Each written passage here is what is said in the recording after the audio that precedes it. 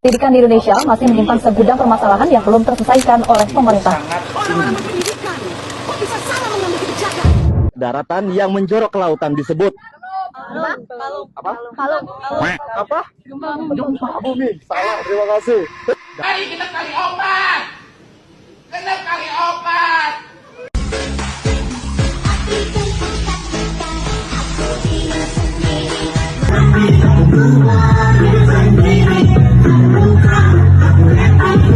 Kita ke informasi lainnya, pemirsa. Ironis, Apa kepanjangan dari MPR? Majelis MPR ya, Majelis Permusyawaratan Republik.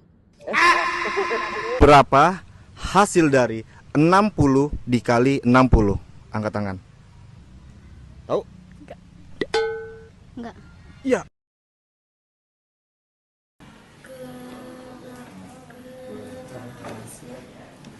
Tambah 10. 6 tambah 10. 60. 6 3 dikurang 3 dikali 3 berapa? 3. Minggir aja langsung ya, kayak Hanif tadi. 24 dibagi 3. 16 dibagi 4. Ini baca. Menjelang evaluasi pendidikan dunia dalam World Education Forum 2030, pertanyaan mendasar muncul. Bagaimana arah pendidikan di Indonesia? Meskipun berbagai kebijakan telah diterapkan, efektivitasnya masih menjadi tanda tanya besar. Indikator kualitas pendidikan seperti hasil program for International Student Assessment masih menunjukkan ketertinggalan dibandingkan negara-negara lain di kawasan Asia Tenggara. Reformasi pendidikan yang silih berganti belum mampu menciptakan ekosistem pembelajaran yang berkelanjutan dan adaptif terhadap tantangan zaman. Ironisnya, di tengah urgensi perbaikan pendidikan, pemerintahan Presiden Prabowo Subianto tidak menjadikan sektor ini sebagai prioritas utama. Fokus kebijakan tampaknya lebih diarahkan pada percepatan pertumbuhan ekonomi dan pembangunan infrastruktur dibandingkan investasi dalam sumber daya manusia. Padahal, tanpa pondasi pendidikan yang kuat, pencapaian target pertumbuhan ekonomi 8% dan visi Indonesia Emas 2045 bisa menjadi angan-angan yang sulit direalisasikan. Ketidakjelasan arah investasi sumber daya manusia semakin memperkeruh keadaan. Berbagai kritik bermunculan mempertanyakan bagaimana kebijakan pendidikan saat ini dapat menjawab tantangan global, meningkatkan daya saing generasi muda, dan membangun fondasi bagi masyarakat yang berpengetahuan. Tanpa perencanaan matang dan strategi yang jelas, Indonesia beresiko kehilangan momentum untuk menjadi negara maju.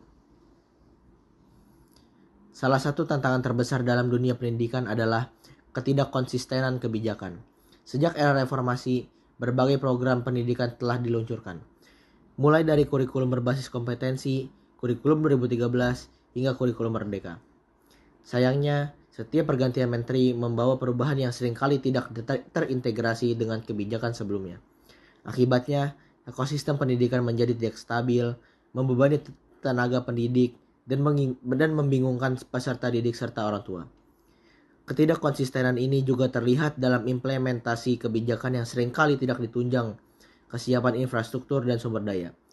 Contohnya, digitalisasi pendidikan yang dicanangkan dalam beberapa tahun terakhir masih menemui hambatan akibat kesenjangan akses teknologi di berbagai daerah. Tanpa komitmen untuk membangun infrastruktur pendidikan yang merata, kebijakan ini hanya akan meningkatkan ketimpangan pendidikan di Indonesia. Selain itu, sistem evaluasi dan pengukuran keberhasilan pendidikan juga masih berubah-ubah tanpa dasar yang kokoh. Pergantian sistem ujian nasional dan model asesmen siswa tidak jarang membuat kebingungan di kalangan tenaga pendidik dan peserta didik. Jika tidak ada kebijakan yang lebih terstruktur dan konsisten, pendidikan Indonesia akan terus berada dalam siklus perubahan tanpa perbaikan nyata.